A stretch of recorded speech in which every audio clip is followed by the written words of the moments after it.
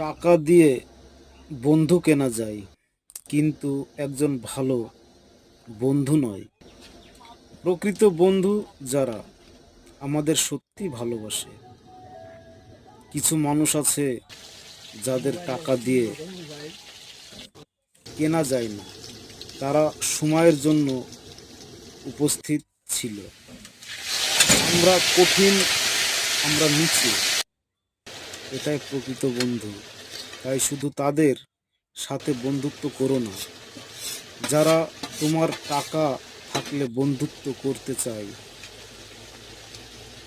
বন্ধুদের প্রতি অনুগত হও, যারা তোমার বিপদের সময় পাশে থাকে।